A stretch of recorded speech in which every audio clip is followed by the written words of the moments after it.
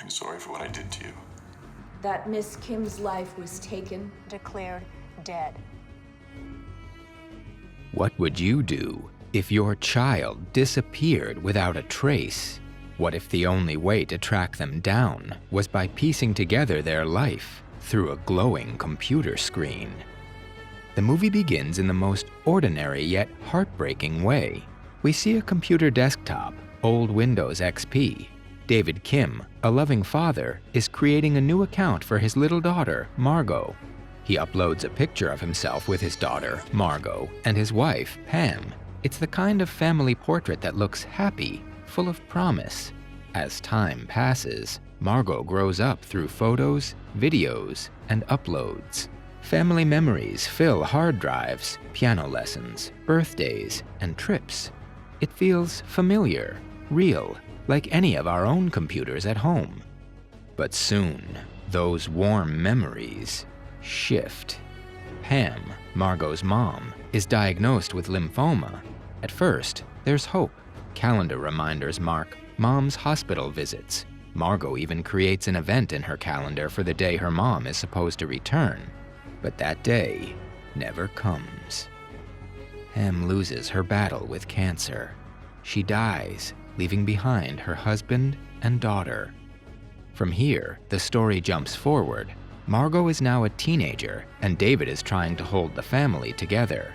Their relationship is okay, but strained. He tries to stay connected. She keeps things brief.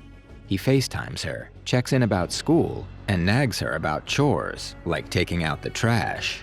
He wants to say, "Your mom would be proud of you." His fingers hover over the keyboard, but he deleted the words because that was too painful. Life goes on until one night, David FaceTimes Margot. She's out, she says, at a late-night biology study group. She promises she'll be home later and hangs up quickly before David can ask too many questions. Nothing unusual, except the next morning, she's gone. David texts her, calls her, no answer. Hours pass, still nothing. By mid-afternoon, he realizes something is very wrong. That's when he notices her laptop sitting on the counter. She never leaves it behind. He starts making calls. Her school says she never showed up. The piano teacher? She's confused because Margot stopped coming to lessons 6 months ago. David is stunned. He's been giving her money for lessons every week, money she told him was being used for practice.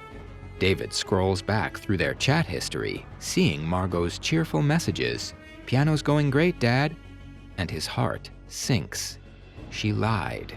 He doesn't know why, but he knows something's off. He tries calling her friends, except, does she really have friends?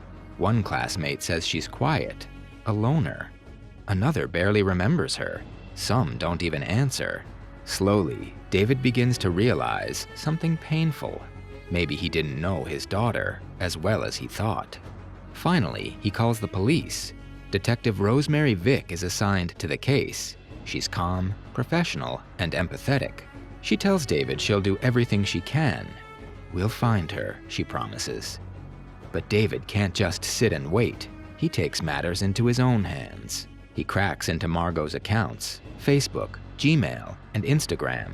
He starts building a timeline of her last movements, one chat at a time.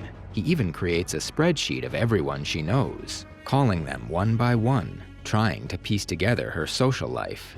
David shares the spreadsheet with Detective Vick, and they are in constant contact through FaceTime.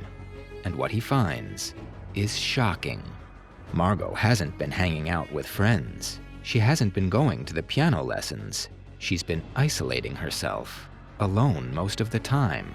Her Venmo history shows something strange. $2,500 transferred to a deleted account, and on a live streaming site called Ucast, she's been talking to someone under the username Fish and Chips.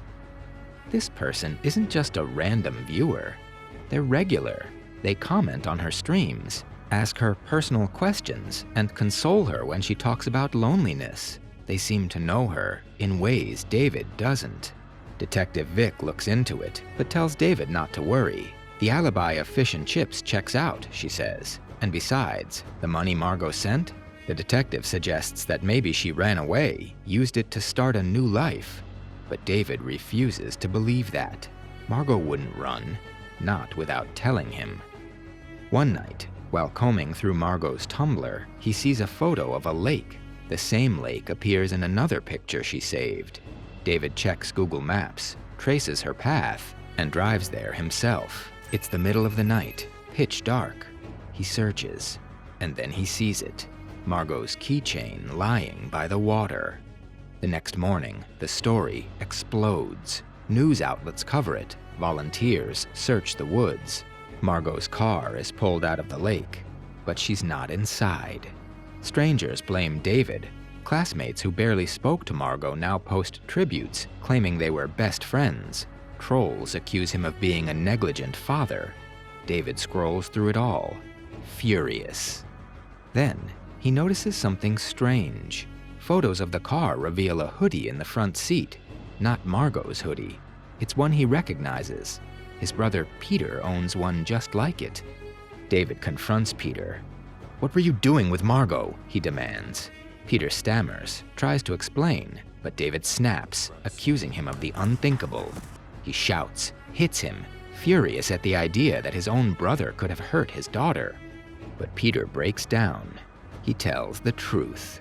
Yes, he and Margot had been meeting secretly, but not for anything David feared. They smoked together. They talked. Margot needed someone to confide in, someone who would listen about her mom. Peter explains that Margot was still struggling, still grieving, and David never talked about Pam with her.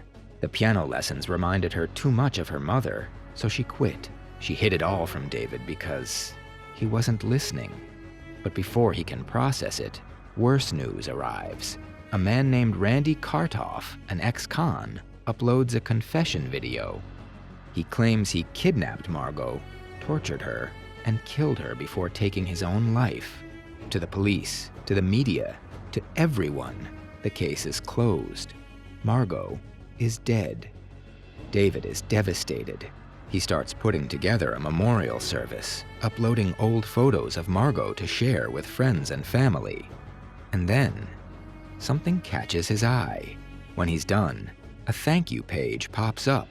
A woman holding flowers, the same woman who appeared on Margot's Ucast streams under the username Fish and Chips. David digs deeper. He does a reverse image search and realizes the truth. That woman isn't real. She's a stock photo model. Margot was catfished. The person she thought she was talking to was someone else entirely. David tries to call Vic to share his shocking discovery, but she doesn't answer. Immediately, David calls the 911 dispatcher, but they couldn't get a hold of Vic either. While waiting, the dispatcher acknowledges Vic's initiative in volunteering on Margot's case. David's blood runs cold. Vic had made it clear she was assigned to the case. David looks closer. Revisiting the same news page, he suddenly spots a familiar face beside her. Ex-con Randy Kartoff. His gut tightens as he demands to be patched through to the deputy sheriff. And suddenly, everything clicks.